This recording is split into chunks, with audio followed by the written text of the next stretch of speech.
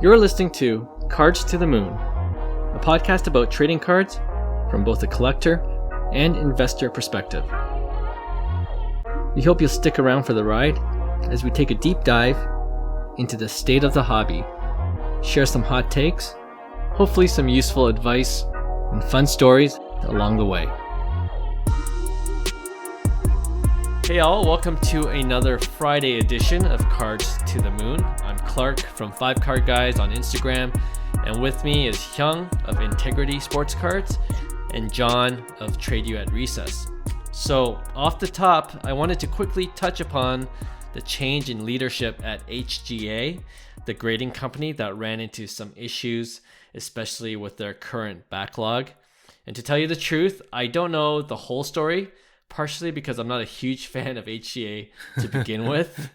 But John, you actually brought this news to my attention. Any initial thoughts from you about HGA essentially having its founder, Tyler Hitt, I believe is his name, right, step down and taken over by Armstrong International, which is a private 5th generation family owned business. And they apparently have more experience running companies. So yeah, what do you think? Right. Well, based on some of the early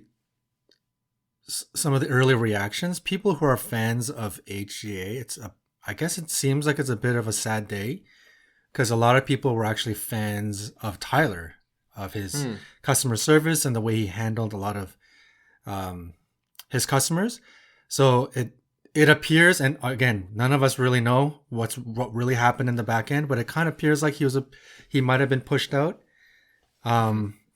And maybe strong-armed by this bigger company, but who knows? From a personal standpoint, it sounds really, really bad to say, but I don't know. It's big news clearly for this company, but for me, I don't know. I could really care less because, like you said, never. I was early on when HGA first came out and was making some noise. I thought, you know what? I like their slabs. It kind of looks cool. But after a lot of the hoopla, I was like, you know what? I'm not gonna mess with HGA. I'm not gonna touch them. So who knows what happens here? This new company seems like their big thing is like decarbonization, and apparently they're like really into cards or passionate about cards. I'm not sure how.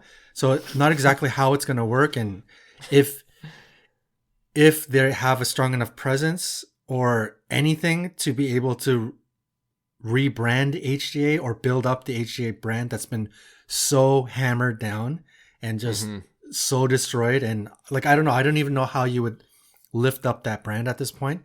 So it'd be interesting to see what exactly happens here.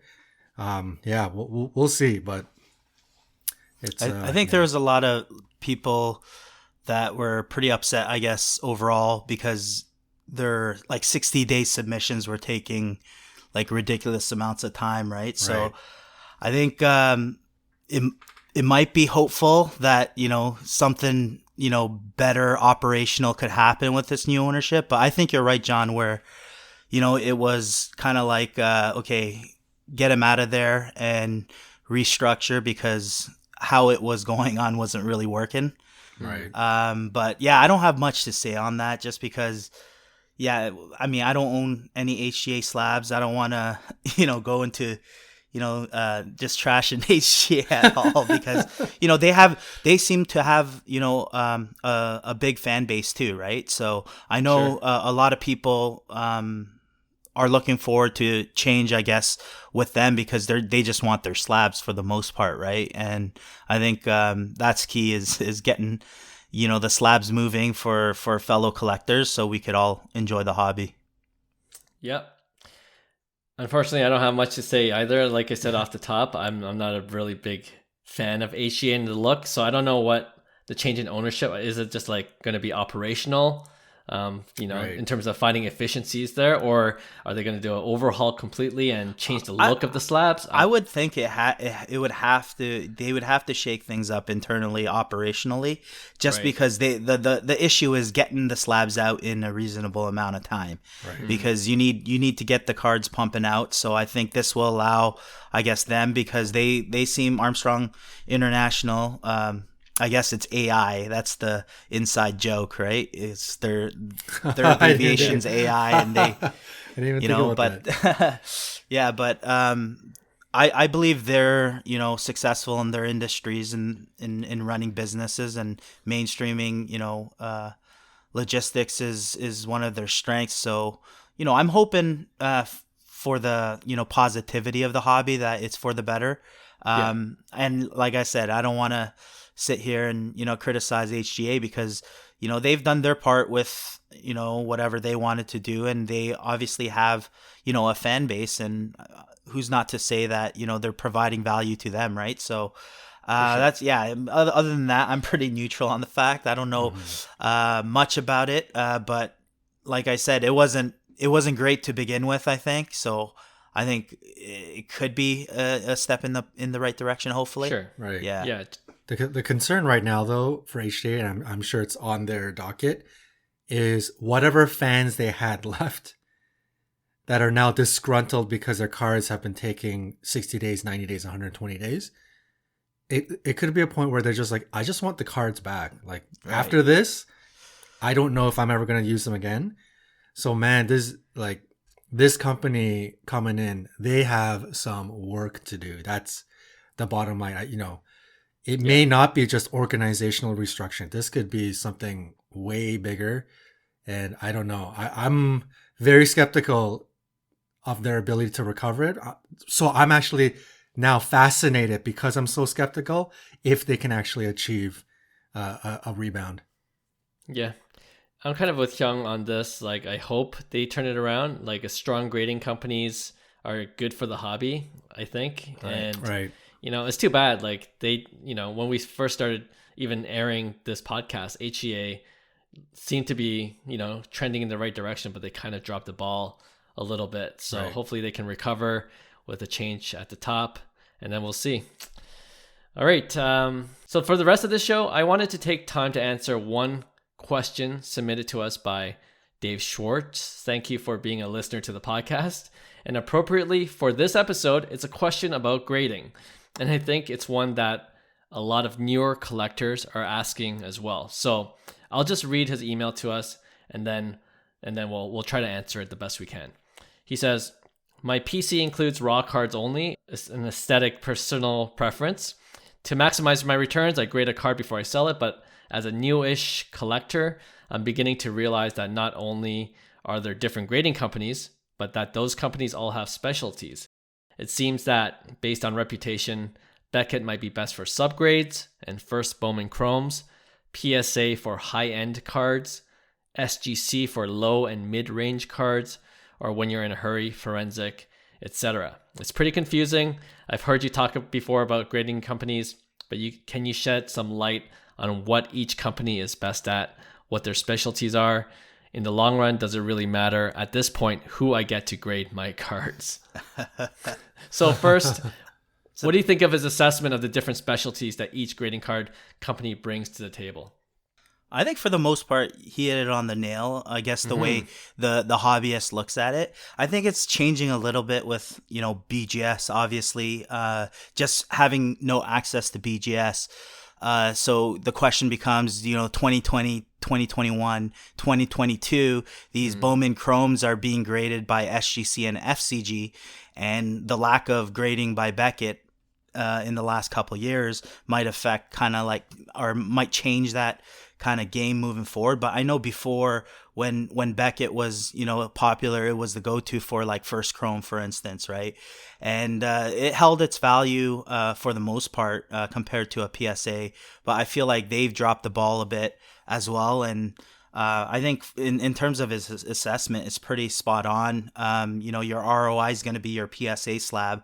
You got to calculate it, whether to see if it's worth it or not, and see, if you could grade it yourself, kind of like, I guess, within your own lens, you could get an idea of kind of like the value it might get at a PSA 9 versus a PSA 10, right? So Right.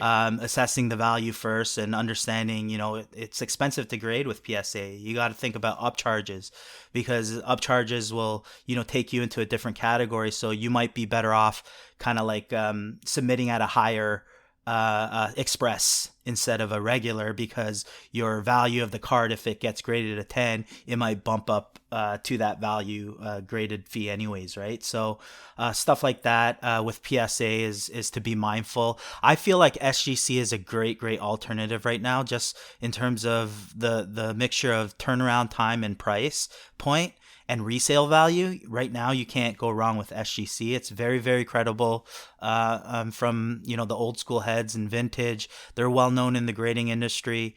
And they're pumping out cards at a reasonable rate, and I know a lot of the slabs are growing with SGC with a lot of people. So I think they grade very fair, and from a price point, I think you can't get better value than that. And again, FCG is a great alternative to get cheaper subgrades and your cards back within a week, as quick as a week.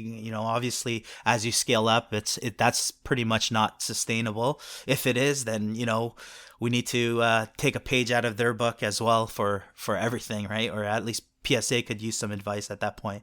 Overall, I think if you're looking at it from a ROI perspective, which most people do, I think you're going to have to calculate on an individual basis. But I think it's personally awesome that that you have your PC ungraded. I think that's the way it should be, right? Just in one touches, and just enjoy the card and forget about the grade, right? So that's true. That's true too. Yeah, no, I like that take.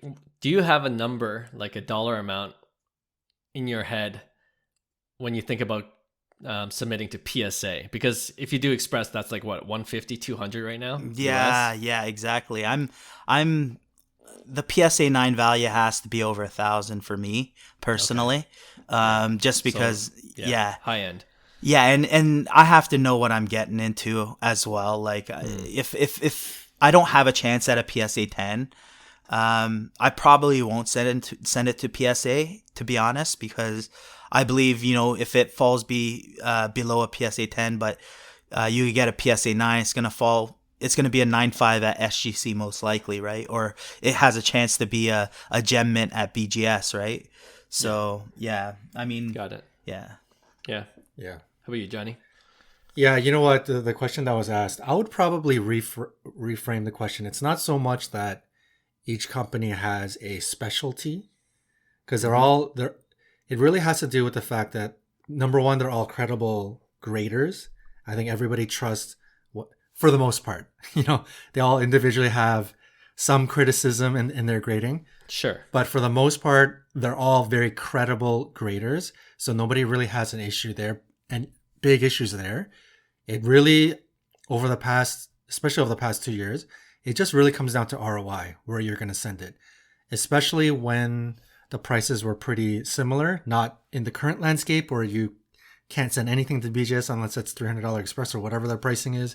Same with PSA. But before this all happened, it was basically, you're going to go, if you want ROI, you're going to go PSA.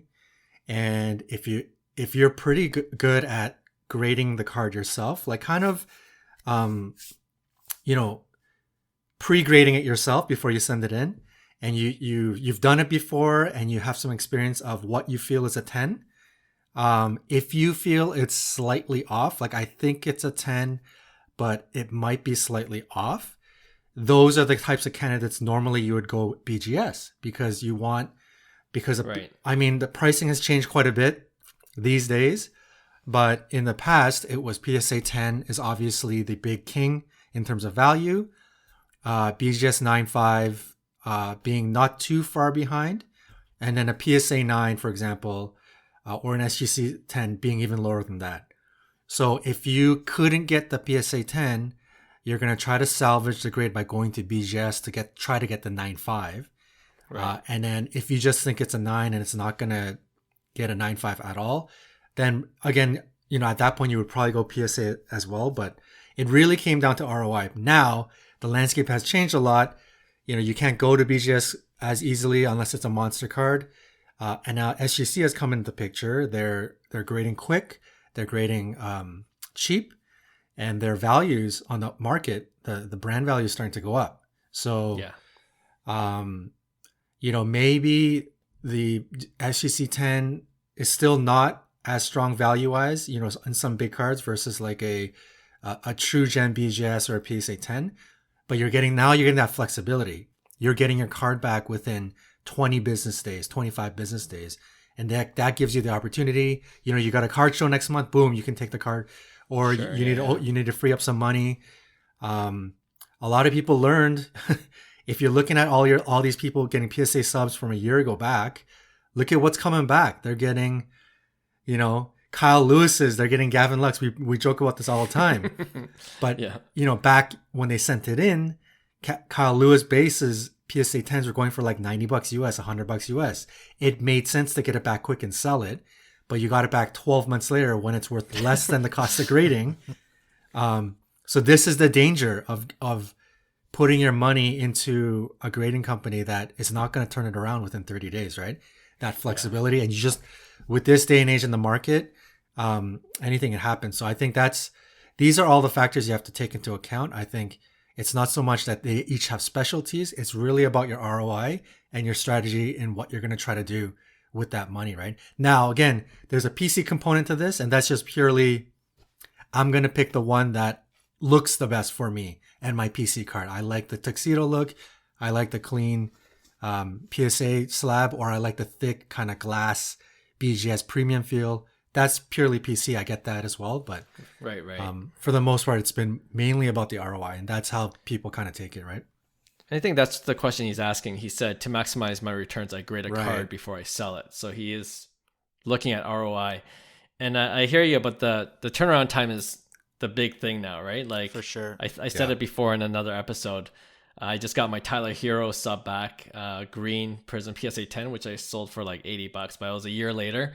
But I did a group submission. I saw a lot of Bulls PSA 9s and 10s there, right? That's hurt. So it's like, you're not going to get anything there. Zero ROI for Bull cards right now. But John, I remember you saying, correct me if I'm wrong, but when you look on eBay, you still don't see like those high end cards or as much of them for SGC, right? Right. No, it's not that you don't, actually, yeah, that's true. You know, if your card was like an absolute monster, you're sending it to PSA. Yeah, right? I mean, you're probably sending it into PSA, and if you think it's a little bit off, probably sending it into BGS. Or if you think it's a for sure PSA 10 or better, you're gonna go BGS because you're gonna want to try to get that BGS 10 or that black label, right? Yeah. I don't think many people yet are there yet with SGC. They're not sending in because they think they can get the gold. SGC is not there yet. I think they're still sort of like a value brand and like quick turnaround and sort of like this small profit. But the big monsters, it's still with the two premium big boys, and it shows, right? Like, for me, I talked about branding, like, you know, their BGS's brand value, their brand in general might have taken a bit of a hit, but their brand value is still really strong. Like the brand perception. The brand value of their slabs on the market, right? Because you're mainly seeing big boy cards in BGS slabs. When you see record-breaking sales, Tom Brady, contenders, they're all in BGS slabs, right? So that branding is still present amongst big boys. So BGS is lucky in that sense, man. They're taking a pounding in terms of operations, but my goodness, they have such a big opportunity because they're still keeping alive in the hobby without doing anything. They're just kind of like falling ass backwards into keeping their brand alive, right? So I think they got to really get moving here. Didn't BGS or Beckett just open up their regular service, right? So hopefully they can ramp up their operational speed, right? Because I'm still a big fan of BGS, especially because I'm a baseball card collector, especially because I'm a Bowman Chrome collector, and the subgrades. Like, I think I can say safely, like, for people that like collecting Bowman Chrome first autos, there's a lot of like they just go to BGS. They just want the subgrades and the 10 auto, just that look. Yeah. So even in the local card shows, we'll talk about this later, but there's a lot of BGS slabs still. And they're holding their own value, right? Maybe not as much as PSA, but yeah, BGS is still, like you said, is still relevant. But I agree with you about SGC too. Like, it is, it's a play, to get your cards super quickly and to have the value be there. Like it's not like HGA where you could get it quickly maybe. Oh, actually you can't get it quickly, but before you could, before they kind of ran into that backlog. But even then, the value of the card wasn't really there. You know what I mean? You're getting a discount because it's in an HGA slab. But I see more SGC slabs, creeping up in value compared to its BGS and even its PSA equivalent. I'm telling you right now, it's psychological. Like we see the SGC 9.5 with 10 autos, and comparing that to a PSA 9, it's an actually exact same grade. Really, it's a parallel grade. But I will guarantee if we do eBay comps, 9.5 SGCs will outsell a PSA 9 in most cases, especially on like the Bowman Chrome. Like I'll take a Bobby Witt auto, like a PSA 9, right? They get hit on pretty hard in terms of price with just a PSA 9 non-auto grade, right? And then up comes a SGC 9.5, 10, and it outsells that PSA 9. But I guarantee you're gonna be, in it way more in terms of the cost, on that PSA 9. And that's important too. I think SGC did it right in terms of their structuring grade, where there's a 9.5, which is not perfect. It's not gem mint. And your 10 is your gem mint, and then you have your gold label. Whereas, BGS 9.5s are considered gem mints, right? So psychologically, I think they really get it doesn't work in the favor for like Beckett and other slabs, whereas I think SGC gets that advantage. Yeah, totally agree. Especially at that price point. And I agree in terms of the value. It's like 3,000 and under, I'd say, is a good call for SGC. You don't see many slabs in modern cards go up above kind of like that $2,000-$3,000 mark, right? So that's probably going to be your price point in terms of a 10-10. And then otherwise you're probably going to, the card justifies a PSA chance or a BGS chance at least, right? Yeah. So for sure. Yeah. Now, it'll be interesting once PSA and BGS, if and when they go back to kind of like a full on regular service in the $30 to $50 per card range, it'll be interesting how the landscape will look then. Cause I think for sure SGC is going to be in for some serious competition at that point.